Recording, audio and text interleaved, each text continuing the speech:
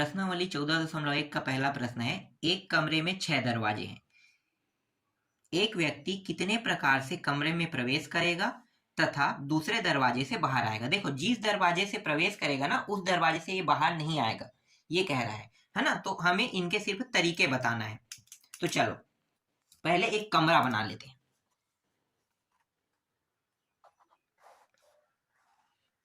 ये एक कमरा है समझो, जो बड़ा हॉल जैसा है।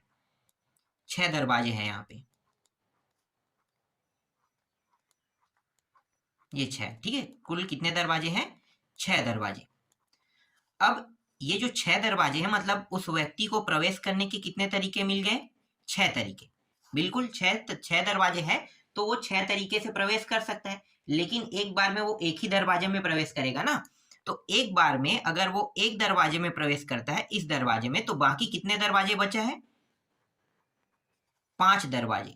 अगर ये इस दरवाजे से प्रवेश करता है तो प्रश्न क्या कहता है? जिस दरवाजे से प्रवेश कर रहा है उस दरवाजे से वो बाहर नहीं आएगा।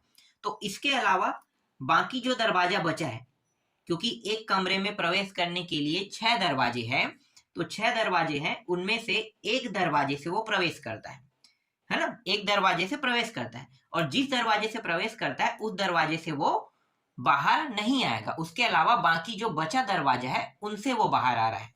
तो बाहर आने के तरीके कितने हो गए? 5। और प्रवेश करने के तरीके कितने हो गए? 6। हालांकि उन्होंने किया एक से ना, लेकिन तरीके कितने थे? 6। तो 6 तरीके हैं और बाहर आने के 5 तरीके। तो कुल मिला के तरीके कितने हो गए? तो कुल मिला के देखो, यहां पे आपको लिखना है ना, तो तरीकों की संख्या निकालना है। तो कुल मिला के 6 गुणित 5 कर देंगे तो कितना आ जाएगा?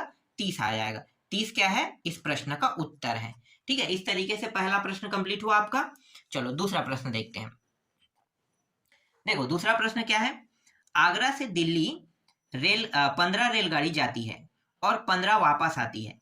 कितने प्रकार से मनीष आगरा से दिल्ली एक रेलगाड़ी से जाकर किसी दूसरी रेलगाड़ी से लौट सकती है ना।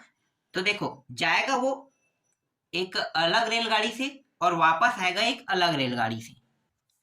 और रेलगाड़ी जो है उसकी संख्या कितनी है? 15 है ना।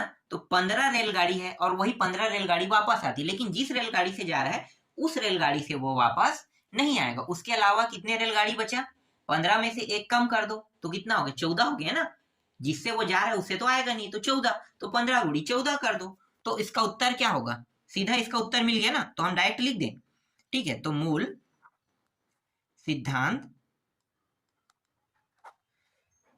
सिद्धांत से अभिष्ट तरीके।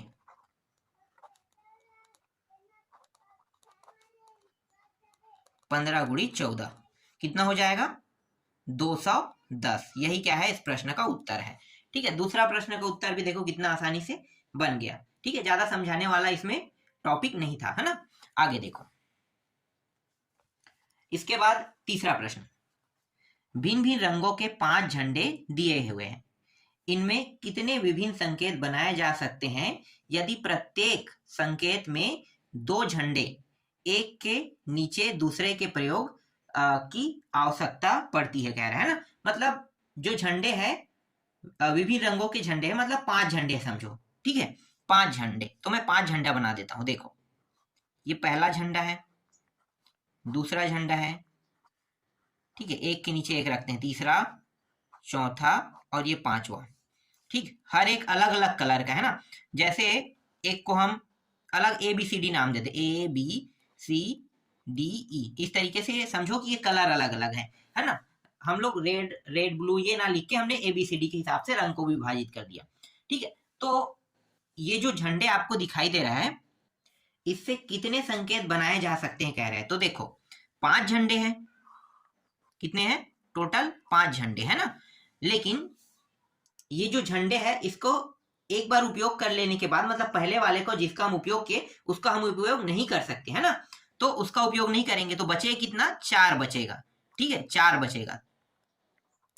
तो 5 गुणी 4 कर देंगे, है ना। तो 5 गुणी 4 हो जाएगा। तो कुल संकेत बताना है हमें, कुल संकेतों की संख्या। 5 गुणी 4 मतलब 5 चौक 20।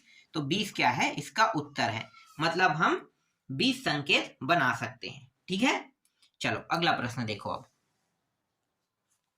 इसके बाद चौथा जो प्रश्न है वो है, अंग्रेजी वर्णमाला के प्रथम 10 अक्षरों से कितने 4 अक्षरों के कोड बनाए जा सकते हैं यदि अक्षरों की पुनरावृत्ति नहीं की जा सकती। देखो अक्षरों की पुनरावृत्ति हमें नहीं करना है ना, तो हमारे पास टोटल 10 अक्षर है। अभी समझो 10 अक्षर हम ले लेते हैं। ठीक है, ए बी सी डी, हम नंबर भी लिखते जाएंगे 1 2 3 4 ऐसे। ठीक है, ई 5वां, एफ 6वां, जी 7वां, एच आई और जे, है ना। तो ये 8 9 और ये 10 है। ठीक है, तो 10 हमारे पास क्या है, 10 अक्षर है। 10 अक्षर है और 4 अक्षरों का कोड बनाना है। ठीक है, कितने अक्षरों का कोड बनाना है, 4 अक्षरों का।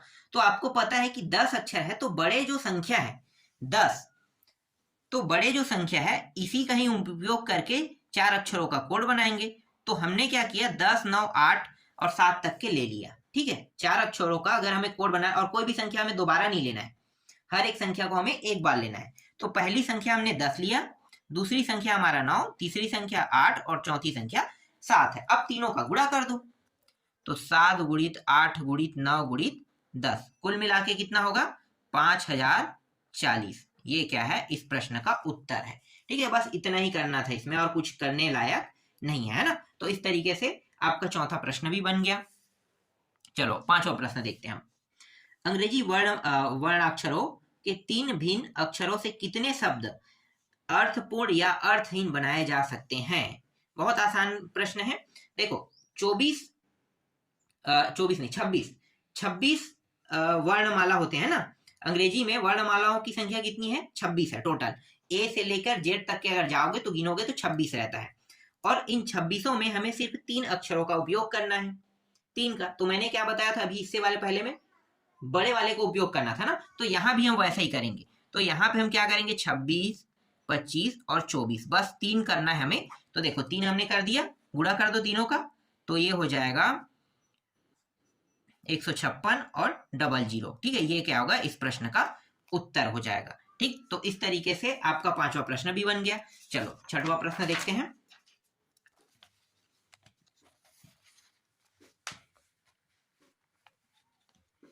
देखो छठवां प्रश्न है, 1 2 3 4 5 6 से 3 अंकों की कितनी सम संख्याएं बनाई जा सकती हैं यदि अंकों की पुनरावृत्ति की अनुमति है। अंकों की पुनरावृत्ति की अनुमति है तब की बात कर रहे हैं ना। तो हमारे पास संख्या क्या है, सम संख्या क्या है। देखो सम संख्या मतलब 2 4 6 है ना। तो उनके पीछे में क्या आना चाहिए, 2 4 6 आना चाहिए। देखो मैं आपको थोड़ा समझाता हूँ। सम संख्या है जैसे 1 से लेकर 6 तक में 2 है 4 है और 6 है ना। ये 6 संख्या है। अब ये जो 6 मतलब 2 4 6 तक के है, तो ये संख्या जो है ना इकाई अंक में आना चाहिए। 2 आना चाहिए, 4 आना चाहिए और 6 आना चाहिए। अब ये जो दहाई और सैकड़ा है, ठीक है, ये दहाई वाला है और ये सैकड़ा वाला लाइन है। तो दहाई वाले लाइन और सैकड़ा वाले लाइन में कोई भी संख्या आ सकता है 1 से लेके 6 तक की, क्योंकि अंकों की पुनरावृत्ति होना है ना। तो अंकों की पुनरावृत्ति सिर्फ एक बार होगा, बार बार नहीं होगा। तो एक बार हम इसकी क्या कर सकते हैं, पुनरावृत्ति कर सकते हैं। नहीं यहाँ पे क्या है, पुनरावृत्ति का मतलब हम बार बार कर सकते हैं। हम 6 6 6 लगातार ले सकते हैं।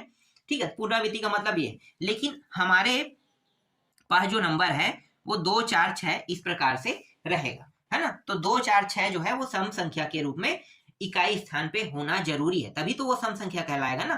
ठीक है, चलो अब हमें ये बताना है इस प्रश्न में कि हम कितने संख्या बना सकते हैं। हमें ये नहीं बताना है कि सम संख्या वाला कितना है, मतलब ये जो 2 आ रहा है 4 आ रहा है 6 आ रहा है, यही सम संख्या में नहीं बताना है हमें। इसी तरीके से आने वाले 2 भी 4 भी 6 भी आने वाले कितने संख्या मतलब बना सकते हैं, उनकी संख्या निकालना है। ठीक है, तो देखो 1 2 3 3 है यहाँ पे। तो 3 प्रकार से हम इकाई के स्थान को रख सकते हैं। ठीक है, तो यहाँ पे लिखो इकाई स्थान 3 तरीकों से रख सकते हैं ना, 3 तरीकों से रख सकते हैं। अभी मैंने बताया 2 4 6, 2 4 6 क्या है, 1 2 3 3 तरीके हैं ना, 1 2 3। तो 3 तरीकों से रख सकते हैं। तो तो 3 तरीके से हम रखेंगे। समझ में आ गया। अब दहाई को देखो, दहाई को हम कितने तरीके से रख सकते हैं? दहाई स्थान को हम 6 तरीकों से रख सकते हैं, क्योंकि वो बार बार पुनरावृत्ति हो सकता है, लेकिन इकाई स्थान 2, 4, 6 ये सिर्फ एक बार आएगा। मैंने बताया ना, एक बार, मतलब हमारे पास 3 तरीके हैं, लेकिन दहाई वाला जो है हर बार 6 आ सकता है, हर बार 4 आ सकता है, हर बार 5 आ सकता है ना, मतलब कोई भी संख्या आ सकता है। मतलब हमारे पास 6 तरीके हैं दहाई के लिए। तो दहाई के लिए 6 तरीके रख सकते हैं कह रहा है। और सैकड़ा के लिए भी 6 तरीके हैं। सिर्फ इकाई बस के लिए 3 तरीके हैं।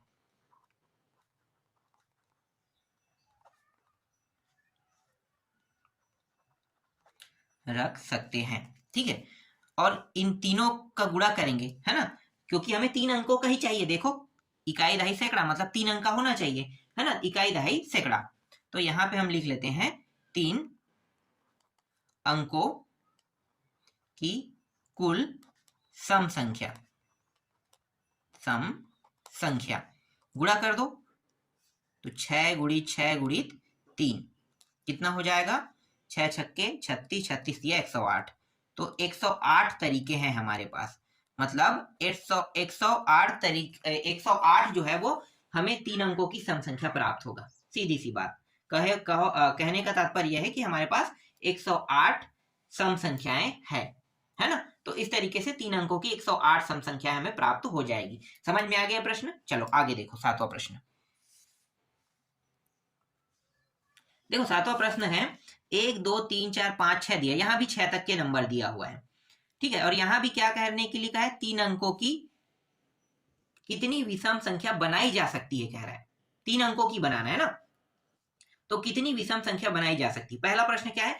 यदि अंकों की पुनरावृत्ति की अनुमति नहीं है, पहले में अनुमति नहीं देता है, ठीक है, और दूसरे में अगर पुनरावृत्ति की अनुमति देता है, तो दूसरा में अगर पुनरावृत्ति की अनुमति दे रहा है और एक में नहीं दे रहा है। चलो अब मैं आपको हल करके बताता हूं। देखो हमारे पास विषम संख्या कितने हैं 1 से लेके 6 में? 1, 3 और 5 है ना। तो देखो मैं यहां पे लिख लेता हूं, विषम संख्या 1, 3 और 5 है, ठीक है। 1, 3, 5। तो ये विषम संख्या 1, 3, 5 जो है वो इकाई में इकाई, दहाई और सैकड़ा, है ना। तो इकाई में 1, 3 और 5, और दहाई में कोई भी संख्या रिपीट नहीं होना चाहिए, कह रहा है। ध्यान देना ये बात, कोई भी संख्या रिपीट नहीं होना चाहिए। हर एक संख्या, अगर यहाँ पे 1 आया है तो एक बार ही रहेगा, है ना, तो कोई भी संख्या रिपीट नहीं होगा। तो दहाई में क्या होगा? दहाई में जो संख्या आएगा वो अलग रहेगा और सैकड़ा में रहेगा वो अलग रहेगा, है ना। तो इकाई तो 1, 3, 5 है, 1, 3, 5 के अलावा कोई भी नहीं आ सकता इकाई में। हम 2 को नहीं ले सकते, 2 लेंगे सम संख्या बन जाएगा, है ना। इकाई अंक अगर 2 लेते हैं तो सम संख्या हो जाएगा। इकाई अंक को हम विषम रखेंगे तभी तो हमारा पूरा जो 3 अंकों की संख्या वो विषम कहलाएगा। समझो इसे, देखो 1, 3, 5, इसी को समझो 135 है, तो ये विषम संख्या है कि सम संख्या है? विषम संख्या। क्यों? क्योंकि इकाई में 5 आया। इकाई अंक ही डिसाइड करता है कि कोई संख्या विषम है कि सम है ना। तो ये जो इकाई अंक है 1, 3, 5 है, ये बता रहा है कि ये विषम संख्या है, ठीक है। तो इकाई के अंक 1, 3, 5 ये हो सकते हैं, ठीक है। कितने हैं अंक? 1, 2, 3, 3 है ना, ध्यान देना 3 है। अब दहाई के पास में क्या रखूं? इकाई हमारे पास तो आ गया। इकाई स्थान पे रखने के कितने तरीके? 3। तो यहां पे लिख सकते हो इकाई स्थान पर रखे संख्या लिखो। कितना है? 3, 1, 2, 3। अब दहाई में लिखो, दहाई स्थान पर रखा संख्या या रखे संख्या, है ना, रखा संख्या लिख दो। रखा रखो तो अच्छा लगेगा, रखे खराब लग रहे हैं, है ना। तो दहाई स्थान पर रखा संख्या, दहाई स्थान पर रखा संख्या क्या हो सकता है? दहाई स्थान पर रखा संख्या, देखो 6 जो है, टोटल नंबर जो है वो 1 से लेके 6 है। तो टोटल जो है, तो हम क्या करेंगे? कोई भी संख्या पुनरावृत्ति नहीं करेंगे, तो हम क्या करेंगे? 6 में 1 घटा देंगे तो 5 हो जाएगा। मतलब दहाई स्थान पर हम 5 रख सकते हैं। और सैकड़ा पर, सैकड़ा स्थान पर रखा संख्या, ये 5 है, इसमें 1 घटा दो तो कितना हो जाएगा? 4 हो जाएगा, ठीक है। अब इन तीनों का गुणा कर दो, तीनों का गुणा कर देते हैं। तो 3 गुणित 5 गुणित 4, तो टोटल कितना, 5 चौक 20, 20 या 60, 60। ठीक है, तो 60 संख्या बनेगा। ठीक है, 60 संख्या जिसमें हमें पुनरावृत्ति नहीं करना है। ठीक है, पुनरावृत्ति जिसमें हमें नहीं करना है उन संख्याओं की संख्या कितनी होगी, 60 होगी। ठीक है, अब दूसरा प्रश्न का उत्तर ये है, डायरेक्ट देख लो, यही प्रश्न दूसरा का, इसी का जो दूसरा टॉपिक है ना, 7वां का दूसरा, क्योंकि पुनरावृत्ति की बात कर रहा है तो सब चीज सेम टू सेम आएगा। बस इकाई के स्थान पे यहाँ पे 2 है ना, इसके 1 5 और यहाँ पे 1 3 5 आ जाएगा। बस इकाई में 1 3 5 रहेगा, बाकी सब चीज सेम टू सेम लिखना है आपको। ठीक है, ये पूरा आएगा, उत्तर 108 है। क्योंकि देखो ना, पुनरावृत्ति करने की बात कर रहे हैं, 6वां प्रश्न में पुनरावृत्ति की बात कर रहे हैं, तो सेम जो उत्तर आया वही उत्तर यहाँ भी आएगा। वही नंबर है 1 2 3 से लेके 6 तक के, है ना, तो सेम टू सेम 7वां का दूसरा का उत्तर यही होगा पूरा का पूरा। ठीक, चलो 8वां प्रश्न देखते हैं। देखो 8वां प्रश्न क्या कह रहे हैं, 3 अंकों की ऐसी कितनी संख्या बनाई जा सकती है जबकि अंक 0 2 3 4 5 व 6 का प्रयोग नहीं हो सकता। मतलब हमें इन संख्याओं का प्रयोग नहीं करना। इसके अलावा हमारे पास संख्या क्या क्या बचा है, संख्या हमारे पास बचा 1 7 8 9, है ना। जो संख्या आ गया उसे तो हमें लेना नहीं है, जो नहीं आया उनको लेना है। तो हमारे पास जो संख्या है वो है, एक संख्या है 1 है, एक संख्या 7 है, एक संख्या 8 है और एक संख्या 9 है। ये संख्या है, इनका प्रयोग हम कर सकते हैं। ठीक है, इन संख्याओं का क्या करेंगे, प्रयोग करेंगे। और यहाँ पे स्पष्ट कह रहे हैं कि इनकी पुनरावृत्ति, मतलब हम इस संख्या को उपयोग कर सकते हैं। यहाँ पे ये नहीं कहा है कि पुनरावृत्ति करना है या नहीं करना है, तो हम क्या कर रहे हैं, यहाँ पे इसकी पुनरावृत्ति कर लेते हैं। ठीक है, पुनरावृत्ति क्या कर लेते हैं, इनकी पुनरावृत्ति कर लेते हैं। तो हम क्या करेंगे, इकाई स्थान पे ना ये संख्या कितनी है, 4 है, 1 7 8 9, है ना। ये संख्या है, हम इसका उपयोग कर लेते हैं। तो ये इकाई हो गया, यहाँ पे दहाई, यहाँ पे सैकड़ा, कितने हैं संख्या, 4। और पुनरावृत्ति करेंगे तो हम इसको दोबारा लिख सकते हैं पूरा का पूरा, बिल्कुल। तो यहाँ भी 4 आ जाएगा, दहाई में, सैकड़ा में भी 4 आ जाएगा, क्योंकि हम सबको क्या कर रहे हैं, पुनरावृत्ति कर रहे हैं, है ना। और 4 संख्या है, तो 4 संख्या है, तो इन चारों को क्या कर देते हैं, हम गुणा कर देते हैं। कितना हो जाएगा, 64। 64 इस प्रश्न का उत्तर है। ठीक है, सभी संख्याओं की पुनरावृत्ति कर सकते हैं। ठीक है, लेकिन जिन संख्याओं को उपयोग करने के लिए, मतलब जो संख्या वहां पे दिया हुआ था 0 2 3 4 5 7, इनका उपयोग हम नहीं कर सकते हैं। ठीक है, इसके अलावा बाकी जो 1 7 8 9 इनका उपयोग कर सकते हैं। तो इनकी जब पुनरावृत्ति करेंगे तो हम सेम टू सेम कर सकते हैं। इसलिए इनके लिए भी 4 तरीके हैं, इकाई के लिए इनके भी 4 तरीके, इनके लिए भी 4 तरीके हैं। ठीक है, सभी के लिए 4 तरीके। तो 4 गुणित 4 इकाई दहाई सैकड़ा, तीनों, है ना। तो इकाई दहाई सैकड़ा जो है 4 हो सकता है। ठीक है, तो इसके मतलब 1 7 8 9 हो सकता है।